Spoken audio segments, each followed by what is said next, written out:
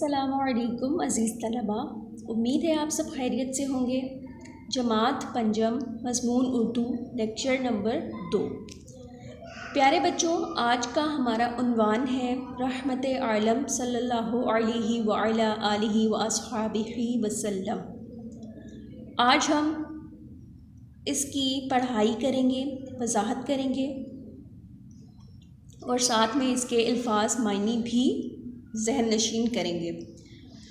پیارے بچوں، رحمت عالم کس کو کہا جاتا ہے؟ رحمت عالم کا مطلب کیا ہے؟ رحمت عالم کا مطلب ہے تمام جہان کے لیے رحمت۔ تو اللہ تعالیٰ نے تمام جہان کے لیے رحمت کس کو بنا کر بھیجا؟ محمد مصطفیٰ صلی اللہ علیہ وآلہ وسلم کو تمام جہان کے لیے رحمت بنا کر بھیجا۔ چلیے اب ہم اس کی پڑھائی کا آغاز کرتے ہیں۔ بسم اللہ الرحمن الرحیم۔ رمضان کا مقدس مہینہ تھا۔ حضرت محمد رسول اللہ خاتم النبیین صلی اللہ علیہ وسلم اپنے صحابہ کے ساتھ مکہ مکرمہ کی طرف روانہ ہوئے۔ 10,000 کا لشکر آپ صلی اللہ علیہ وآلہ وسلم کے ہمراہ تھا۔ مکہ والوں میں اب لڑنے کا حوصلہ نہیں تھا۔ وہ لوگ جو کل تک ظالم بنے ہوئے تھے، کمزوروں پر جبر کرتے تھے، اسلام قبول کرنے والوں کو ظلم و ستم کا نشانہ بناتے تھے، آج خوف کے مارے چھپتے پھر رہے تھے۔ ان کے دل مسلمانوں کی ہیبت سے لرز رہے تھے۔ پیارے بچوں، یہ تمام جو آپ کو واقعہ بتایا گیا ہے، یہ فتح مکہ کے بعد کا تھا کہ جب مکہ فتح ہو گیا، آپ نبی پاک صلی اللہ علیہ وآلہ وسلم مدینہ سے جو ہے وہ مکہ تشریف لا رہے ہیں اپنے 10,000 اصحابہ کے لشکر کے ساتھ۔ تو مکہ والے جنہوں نے پہلے مسلمانوں پر بے حد ظلم و ستم کیے تھے، جو کوئی اسلام قبول کرتا تھا اس کو بھی وہ زیادتی کا اور ظلم و ستم کا نشانہ بناتے تھے، آج وہ لوگ خود خوف کے مارے چھپتے پھر رہے تھے کہ اب ان کے ساتھ کیا معاملہ کیا جائے گا۔ وہ یہ بات سوچ سوچ کر بہت خوف زدہ تھے۔ مکہ مکرمہ والے اس انتظار میں تھے کہ دیکھیں ان کی قسمت کے بارے میں کیا فیصلہ ہوتا ہے۔ نبی کریم صلی اللہ علیہ وآلہ وسلم مکہ مکرمہ میں داخل ہوئے تو ارشاد فرمایا، جو شخص ابو سفیان کے گھر میں داخل ہوا اس کے لیے امان ہے، جو بیت اللہ میں آ گیا اس کے لیے امان ہے، اور جو اپنے گھر کے دروازے بند کر کے بیٹھ گیا اس کو بھی کوئی نقصان نہیں پہنچایا جائے گا۔ اب دیکھیے، جب نبی پاک صلی اللہ علیہ وآلہ وسلم مکہ مکرمہ میں داخل ہو گئے تو لوگ مکہ والے جو تھے وہ ڈر گئے کہ نہ جانے اب ہمارے ساتھ کیا ہونے والا ہے۔ ہوتے ہی آپ صلی اللہ علیہ وآلہ وسلم نے فرمایا، جو شخص ابو سفیان کے گھر میں داخل ہو گیا وہ امان میں ہے، یعنی کہ اس کو کچھ نہیں کہا جائے گا، اس پر کوئی ظلم نہیں کیا جائے گا۔ جو بیت اللہ یعنی اللہ تعالیٰ کے گھر میں مکہ مکرمہ میں داخل ہو جائے گا اس کے لیے بھی امان ہے، اس کے ساتھ بھی کوئی ظلم اور زیادتی کا معاملہ نہیں کیا جائے گا، اور جو اپنے گھر میں دروازے بند کر کے بیٹھ گیا اس کے ساتھ بھی کوئی ظلم نہیں کیا جائے گا، اس کو بھی کوئی نقصان نہیں پہنچایا جائے گا۔ بیت اللہ کے دروازے پر کھڑے ہو کر حضور صلی اللہ علیہ وآلہ وسلم نے قریش کے لوگوں سے فرمایا، کیا فرمایا؟ اے قریش والو، جانتے ہو میں تمہارے ساتھ کیا سلوک کرنے والا ہوں؟ وہ بولے، آپ صلی اللہ علیہ وآلہ وسلم سے بھلائی اور خیر کی امید ہے۔ یعنی مکہ والے کیا کہہ رہے ہیں کہ بے شک ہم نے بہت ظلم کیے ہیں لیکن ہمیں آپ سے جو ہے وہ صرف اور صرف بھلائی کی امید ہے اور خیر کی امید ہے۔ آپ رحم و کرم والے بھائی اور رحم و کرم کرنے والے بھائی کے بیٹے ہیں، یعنی عبداللہ کے بیٹے ہیں جو کہ رحم کرتے تھے لوگوں پر۔ نبی کریم صلی اللہ علیہ وآلہ وسلم نے ارشاد فرمایا، آج تم پر کوئی ملامت نہیں، جاؤ تم سب آزاد ہو۔ یعنی آپ صلی اللہ علیہ وآلہ وسلم نے کسی سے بھی کوئی بدلہ لیے بغیر سب کو معاف فرما دیا۔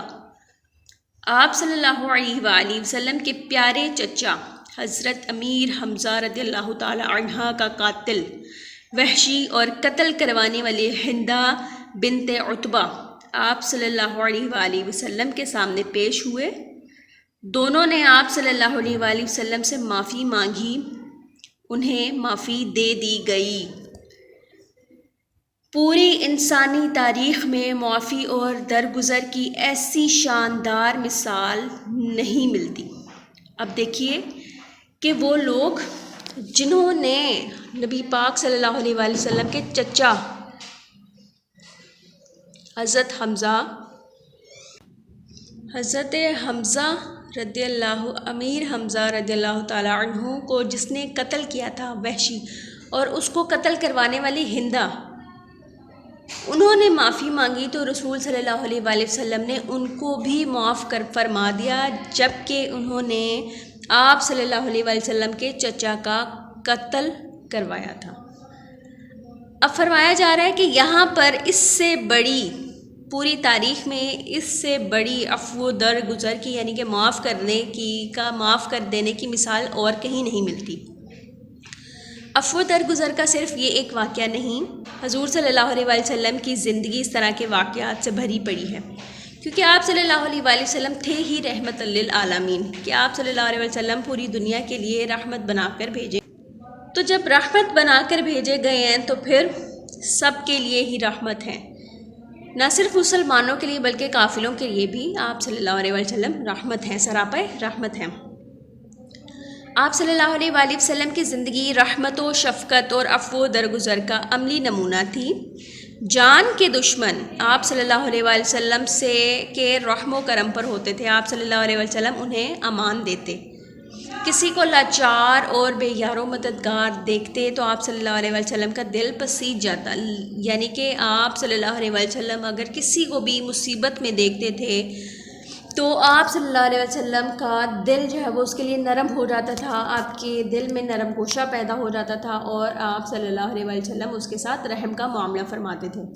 آپ صلی اللہ علیہ وسلم آگے بڑھ کر اس کی مدد کرتے تھے، اور صرف آپ کا دل نرم نہیں ہوتا تھا اس کے لیے، بلکہ آپ خود بڑھ کر اس کی مدد کرتے تھے کہ کسی طرح اس کی جو ہے وہ مشکل جو ہے وہ کم ہو جائے۔ آگے بڑھتے ہیں۔ ایک دفعہ نبی کریم صلی اللہ تعالیٰ علیہ وآلہ وسلم نے دیکھا کہ ایک غلام آٹا پیس رہا ہے اور ساتھ ہی درد سے کراہ رہا ہے، یعنی کہ ایک غلام ہے جو کہ آٹا پیس رہا ہے لیکن ساتھ ہی وہ کسی تکلیف میں بھی ہے جس کی وجہ سے وہ کراہ رہا ہے، یعنی کہ تکلیف کے مارے اس کے منہ سے دانستہ آوازیں نکل رہی ہیں۔ آپ صلی اللہ علیہ وآلہ وسلم اس کے قریب گئے تو پتہ چلا کہ وہ بیمار ہے، اس کا ظالم آقا اسے چھٹی نہیں دیتا۔ آپ صلی اللہ علیہ وآلہ وسلم نے اسے آرام سے لٹا دیا اور سارا آٹا خود پیس دیا، پھر فرمایا جب تم نے آٹا پیسنا ہو مجھے بلا لینا۔ اب یہ دیکھیں یہ کتنی بڑی مثال ہے، کتنی بڑی بات ہے کہ آپ صلی اللہ علیہ وآلہ وسلم نے اسے صرف آٹا پیستے ہوئے دیکھا جبکہ وہ غلام تھا، یعنی کہ اس کا وہ کام تھا، لیکن جو ہے وہ آپ صلی اللہ علیہ وآلہ وسلم اس کو تکلیف میں نہ دیکھ پائے، تو آپ صلی اللہ علیہ وآلہ وسلم نے اس غلام کا سارا کام خود کر دیا، اور یہ بھی کہہ دیا کہ تمہیں جب آٹا پیسنا ہو مجھے بلا لینا، کہ اس تکلیف میں تم کام نہ کرنا، مجھے بلا لینا، میں تمہارا کام کر دوں گا۔ سبحان اللہ۔ حضور اکرم صلی اللہ علیہ وآلہ وسلم فرمایا کرتے تھے کہ تمہارے غلام اور خادم تمہارے بھائی ہیں۔